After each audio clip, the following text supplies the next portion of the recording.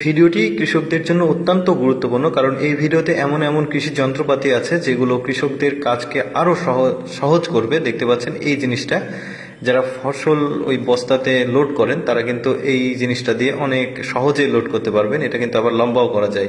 দেখতে পাচ্ছেন এরকম অনেক কৃষি যন্ত্রপাতি আজকে আপনাদেরকে দেখাবো, একদমই সহজ। আপনারা চাইলে কিন্তু এগুলো বানিয়েও নিতে পারবেন নিজ এলাকাতে। দেখতে পাচ্ছেন এইটা অনেক জোস একটা জিনিস লাগছে আমার।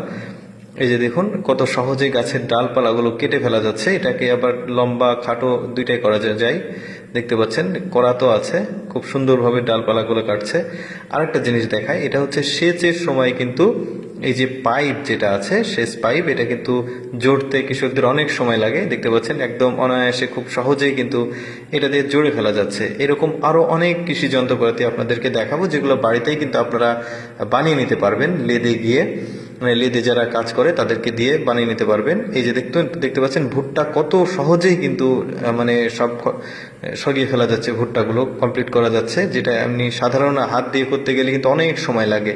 এই জন্য এই ধরনের জিনিসগুলো আপনারা কিন্তু লেদ যারা ওই যে লোহা লট করে কাজগুলো করে তাদের কাছে গিয়ে বানিয়ে নিতে পারবেন।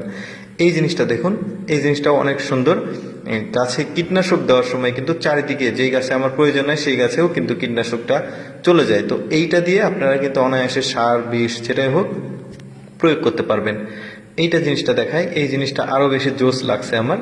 দেখতে পাচ্ছেন এটা হচ্ছে ওই পেরেক আর কি, কোনো কিছু ভাঙতে হলে বা পেরেক পুঁততে হলে কিন্তু আপনারা সহজে পুঁততে পারবেন।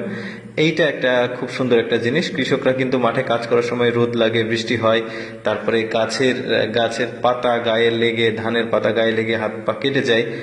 এটাতে কিন্তু এই পোশাকটাতে কিন্তু খুব ভালো একটা পোশাক, এটাতে কিন্তু আপনারা সুরক্ষা পাবেন। এরপরে যেটা দেখাবো সেটা হচ্ছে বীজতলা তৈরি করার জন্য কিন্তু এই ধরনের কৃষকদেরকে পলিথিন দিতে হয়। এই পলিথিন দেওয়াটা একটু ঝামেলার কাজ। এই জিনিসটা যদি আপনারা বানিয়ে নিতে পারেন তাহলে কিন্তু খুব সহজেই এইরকম পলিথিন দিয়ে এই পলিথিনগুলো বীজতলা তৈরি করতে পারবেন।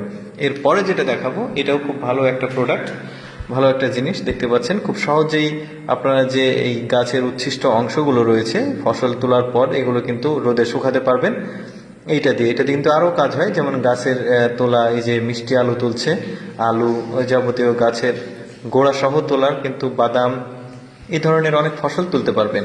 এটা একটা হাতুড়ি, এই হাতুড়িটাও খুব সুন্দর একটা হাতুড়ি, কৃষকদের জন্য অনেক কাজের একটা জিনিস। দেখতে পাচ্ছেন এইটা যে আপনাকে কিনতে হবে কোথাও থেকে তা কিন্তু না, এটা আপনারা এগুলো বানিয়েও নিতে পারবেন। যে কোনো ওই কামারের কাছে গেলে, যারা লোহার কাজ করে তাদের কাছে গেলেও বানিয়ে নিতে পারবেন।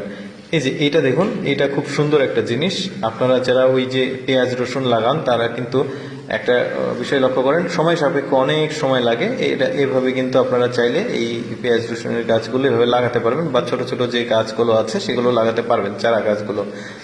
এইটা কৃষকদের অনেক প্রয়োজনীয় একটা জিনিস। দেখতে পাচ্ছেন এটা হচ্ছে কীটনাশক প্রয়োগ করা একটা ইলেকট্রিক আর কি বক্স। দেখতে পাচ্ছেন এটা অটোমেটিক আর কি বিষগুলো প্রয়োগ করবে। এই যে দেখতে পাচ্ছেন, যদিও বাজারে কিছু কিছু পাওয়া যায়, বাট এটা কিন্তু একটু বেশি উন্নত মানের। এরপর যেটা রয়েছে প্লাস্টিকের একটা মানে এই যে ফসলগুলো এইদিক ওদিকে রাখা, শুকাতে দেওয়া, এই কাজগুলোতে কিন্তু আপনারা এই এই জিনিসটা ব্যবহার করতে পারবেন। এটা যদিও প্লাস্টিক, তবে আপনারা চাইলে পাতলা কাঠ দিয়ে বানিয়ে নিতে পারবেন। ঠিক এভাবে কাজগুলো খুব সহজ হবে, ফসলগুলো খুব সহজে শুকাবে। এটা হচ্ছে লোহার, এটাও আপনারা বানিয়ে নিতে পারেন। ওই যে জমিতে নিড়ানি বা জমিতে চাষ করার পরে কিছু আবর্জনা থেকে যায়, গাছগাছালি থেকে যায়, ওগুলো কিন্তু খুব সহজে, গ্রাম্য ভাষায় এটাকে নিড়ানি বলে, এই কাজগুলো আপনারা করতে পারবেন খুব সহজে, এটা বানিয়ে নিতে পারবেন।